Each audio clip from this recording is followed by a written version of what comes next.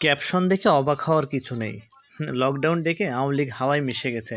যদিও এরকম বিভিন্ন ক্যাপশন এসেছে, কিন্তু বাস্তবে আজকের আন্দোলনে আওয়ামী লীগ সফল না ব্যর্থ, এটা যদি আপনি বিচার করেন তাহলে অনেক ক্ষেত্রে তারা সফল। কেন জানেন?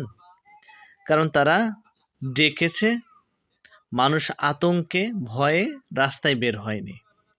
আপনি ভেবে দেখেন তো, যখন আওয়ামী লীগ সরকারে ছিল তখন বিরোধী দল বিএনপি বা এই যে অন্য যে কোনো রাজনৈতিক দল হরতাল ডাকলে রাস্তায় কিভাবে গাড়ি ঘোড়া চলেছে, তারা বাধ্য করেছে।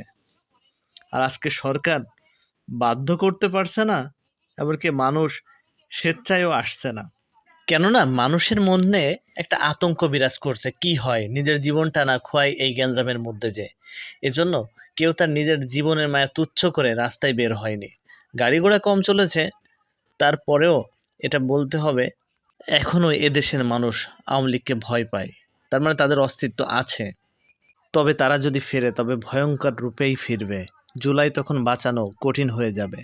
তাই জুলাইয়ের যোদ্ধাদের করণীয় ঠিক না করলে তারা এদেশের অস্তিত্ব সংকটে পড়তেও পারে।